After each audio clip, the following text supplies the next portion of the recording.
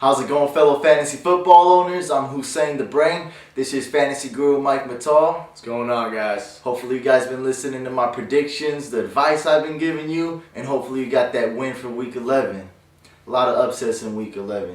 Did you know that the Raiders were going to beat the Bengals, honestly? How could I know that? I mean, I thought that the Raiders were done for. The season was over. But luckily, they were able to salvage at least part of it by replacing Jamaal Russell with Gradkowski.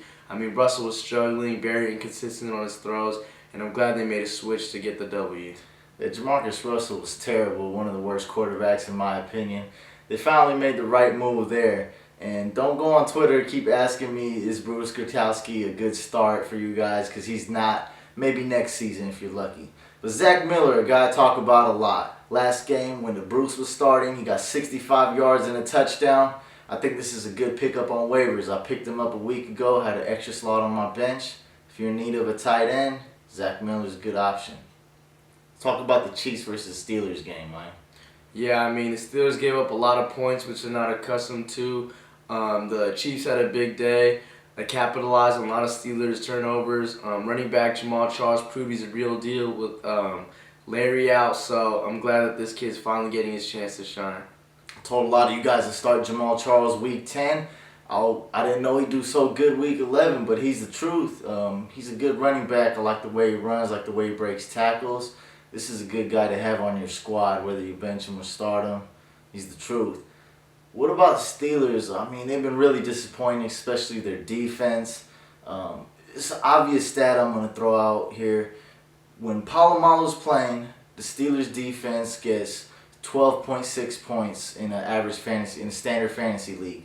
When he's not playing, they get 4 points. Can you ignore this stat, Mike? No, you can't. I mean, that's a huge disparity in fantasy points. It's really obvious that the Pittsburgh Steelers are missing their heart and soul in Troy Polamalu. They missed that roaming free safety that can blitz at the line, that can cover the best wideouts. And until he returns, I think their defense is really going to struggle. I know a lot of people that's been asking questions about defenses and special teams. Check out my article. I go more in depth about Polamalu and what defenses to pick up. One thing I do want to say, though, is the Rams. Any team that's playing the Rams, you want to start their defense, that special team. The Rams have already been terrible, and now Mark Bulger's out 3 to 6 weeks. You have to start him. Some people own the Packers, D. What do you think about this defense?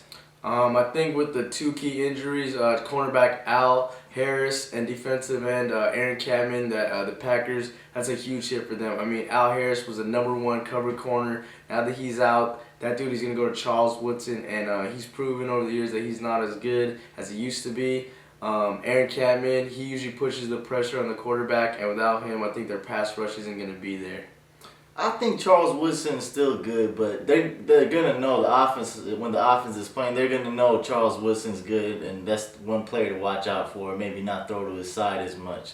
So I thought the Packers D was okay. I wasn't too big on them, but I think they're going downhill from here. Just like I told you, the Jets were going downhill from here, and now they're ranked like 25th defense overall.